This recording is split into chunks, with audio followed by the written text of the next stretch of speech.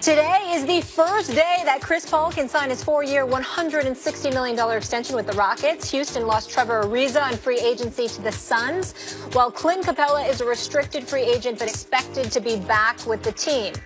Now, the Lakers, on the other hand, have made a ton of moves in free agency with the additions of LeBron James, JaVale McGee, Lance Stevenson, and Rajon Rondo to a talented young core. Stephen A., let me ask you this. Are the Lakers close to the Rockets now? I think they're closer. I think the Rockets need to get their hands on somebody like Carmelo Anthony. I think if the Rockets don't find a way to replace what Trevor Ariza gave them, they're going to suffer because of it. They're still going to be a good team. They're still going to make the playoffs. They're still going to be one of the top 3 or 4 teams within the Western Conference. But when we talk about their formidability, you've got to make up for the loss of Trevor Ariza. Now, Carmelo Anthony is not going to do that on the defensive end, but he should be able to do that on the offensive end. And his potency as an offensive player with the right personnel and playing the right position as opposed to playing out of position and looking out of sync, I definitely think bodes well for the Houston Rockets. You have to make up for the loss of Trevor Ariza. We can't sit here and act like losing Trevor Ariza is no big deal. It's a very big deal. You had to lose him to take care of CP3. You had to lose him to take care of Clint Capella. But make no mistake, you've taken a step back unless you offset the loss of Trevor Ariza. And if you've taken a step back with the Lakers having arrived and taking a step forward, I definitely think that puts them in a closer position to compete with the Houston Rockets if you don't replace Trevor Ariza. I definitely believe that. Well, of course they're closer. They got LeBron James, but they are not close to the Houston Rockets yet. Not really close. Not actually. Now, we'll see, they get Kawhi Leonard, we'll reevaluate. Even if the Lakers, I see it differently. If the Lakers get Carmelo, I think Carmelo would work well with LeBron. I do not see him as a fit in Houston. In fact, I would think he might make the Houston Rockets worse, not better. Recall when the Oklahoma City Thunder got Carmelo, I wasn't so sure that it definitely made them the best matchup for the Warriors. I wasn't sure they were better than the Rockets, and in fact, they weren't nearly as good as the Rockets. The Rockets were way better than them, and partly that was Carmelo not having a very good effect on that team. So Carmelo, at this point in his career, especially the way the league has changed, it depends where he fits in. If he goes to the Lakers, maybe they've caught up to the Rockets a little bit more, because especially in the playoffs, the Rockets have a better regular season record, but we'll see what happens playoff time. But I don't see how he replaces Trevor Ariza on that team. He's the opposite of really a 3-and-D guy, which is really what Trevor Ariza is. He's the poster child for that nowadays. The point is this about the Rockets. They missed their window, in my opinion. I thought that going into the playoffs, they were going to unseat the Warriors. And I think events proved me right, because Chris Paul gets hurt, is not available in Game 7, and without one of their 2 best players, not there, their emotional leader, and having one of the worst shooting nights in the history of basketball from outside, and what they do is shoot from the outside, they still only lost by single digits. To me, it is clear, had Chris Paul played for the Rockets that game, the Rockets beat the Warriors. But I think that's it. That was their opportunity. The Warriors are even more experienced now. They're feeling themselves more. They've shown the ability to turn it on, at least in the finals, where they swept the Cavs.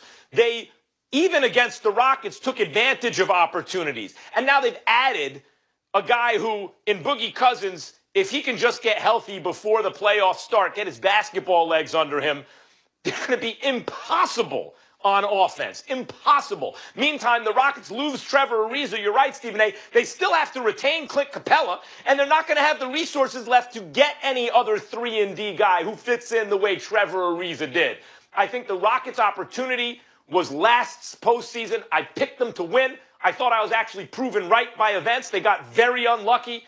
But unless, barring some unforeseen move by Houston, and I don't think it's Carmelo Anthony, I think that ship has sailed. Well, I think that a lot of people have ignored what they saw from the Golden State Warriors in these playoffs. There was some vulnerability there. And I think that obviously we think that DeMarcus Cousins offsets that with his arrival. Could happen, but we don't know that to be the case yet. Draymond Green has got to improve on his jump shot, obviously. Kevin Durant and those guys got to continue to remain in sync. You hear there's some rumblings every now and then about, everything is cool, and then another minute you hear things are not so cool. Obviously, when I look at the Houston Rockets, Rockets and how the Houston Rockets got all up in the Golden State Warriors, just all up in their chest. That resonated with me because that showed a recipe for their discomfort. The fact that you can make them a bit uncomfortable. You can make them press a little bit. So I think all of those things are things to consider when you look at the Lakers, you look at the Rockets, and you look at other teams, particularly with LeBron in L.A. right now, because I don't think moves have stopped being made, and I think other things are going to happen within the conference because people have noticed those very vulnerabilities that I just alluded to. Yeah, but ultimately, you're still saying that Houston has the edge, obviously, just that the Lakers are coming. It's getting closer. The Lakers are coming. Of course. The Lakers are coming. All right. Still to come, guys, Carmelo is reportedly on his way out of OKC. Wait until you hear where Stephen A. says he wants to go. That's next on this special edition of First Take. People, stay here.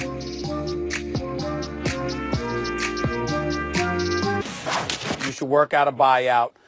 And Melo should get the hell up out of there and join LeBron James. It's as simple as that. Props to the Thunder for finally spending those dollars. They've spent it in the past, but not when they needed to. But they're daily doing that now. But Carmelo should join LeBron ASAP. Okay, that was Stephen A. yesterday. And earlier in today's show, Stephen A., you said Melo wants to actually go to Houston. This after a report from Woj and Royce Young saying that Melo and the Thunder are working on his exit, obviously, guys, from OKC. Max, I'll start with you. Would Melo be a good fit in Houston? No, I don't think so. In Houston, I think he's a bad fit. First of all, recall Linsanity in New York. Carmelo was hurt, and Jeremy Lin was electrifying New York, and they couldn't lose practically, until LeBron and Dwayne Wade had enough of it and shut him down. But LeBron and Dwayne Wade could do that to anybody. And Jeremy Lin wasn't a great player, but he's a very good player who was running D'Antoni's system. He was D'Antoni's muse, the way Steve Nash had been, the way James Harden is now.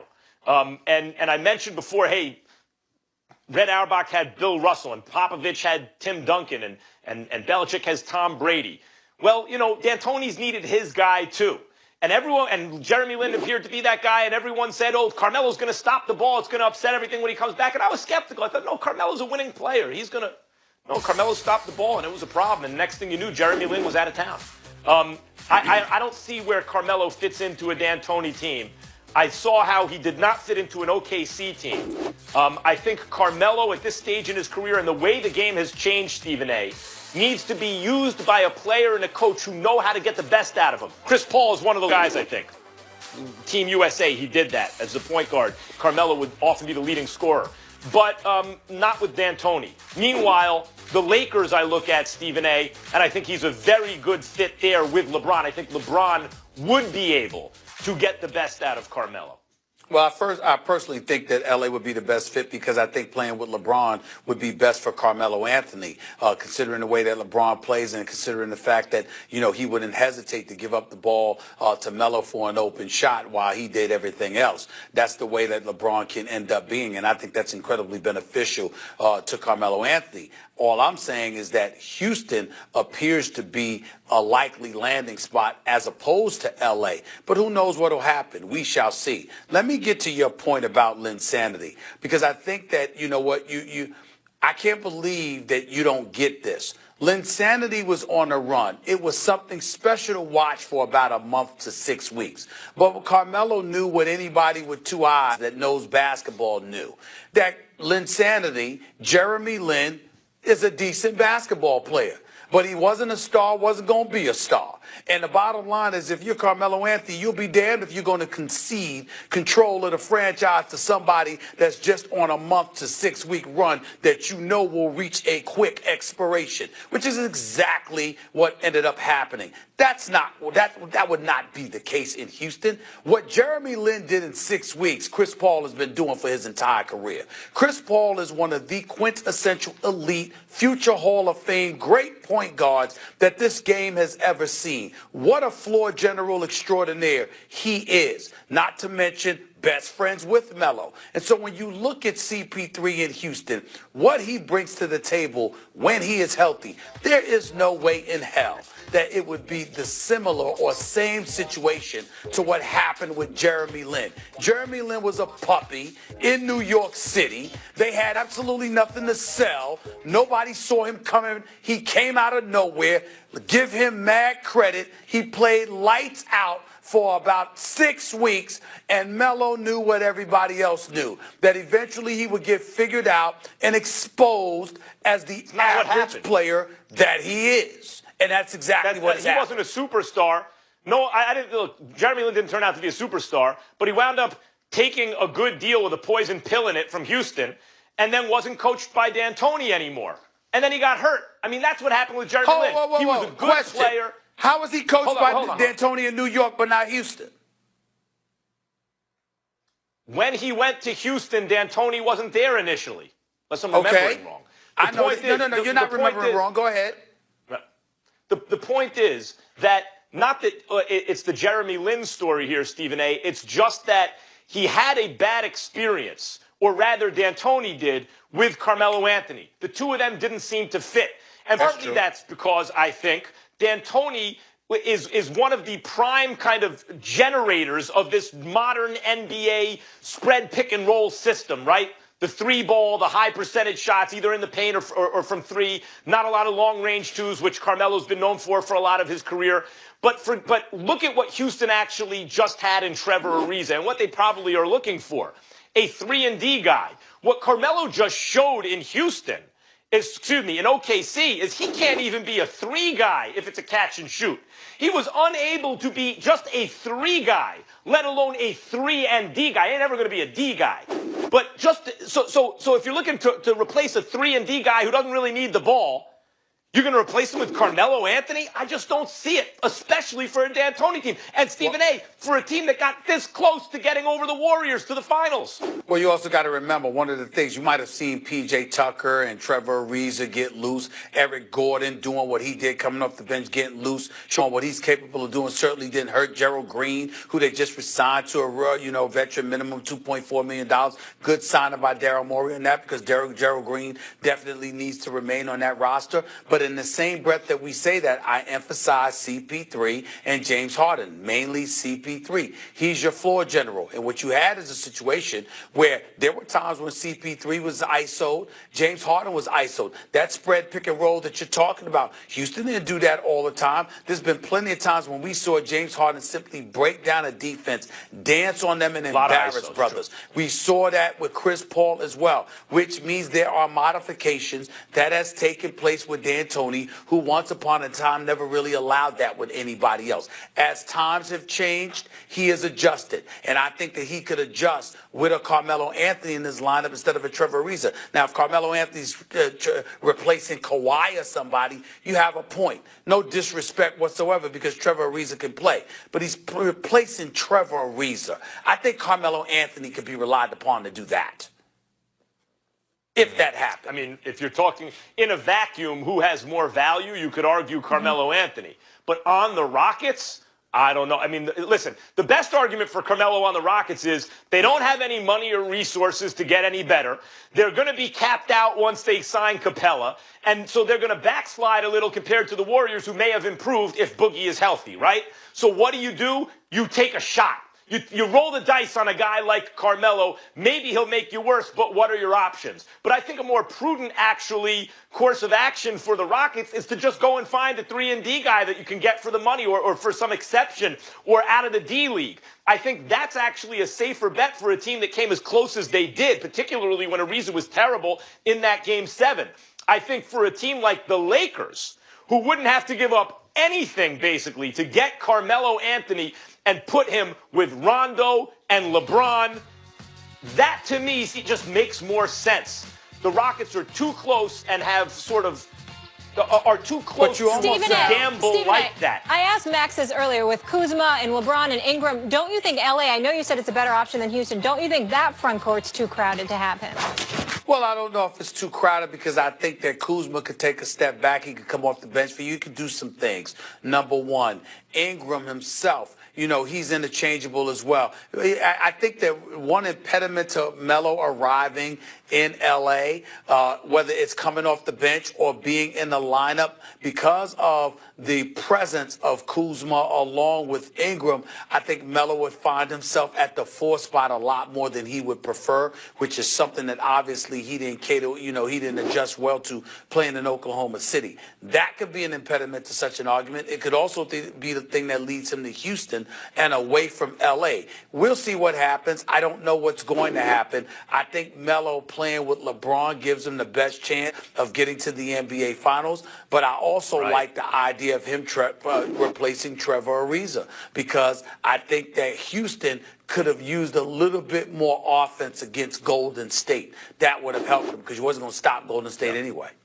Max, let me ask you Molly, this. when you bring go up, ahead. Yep.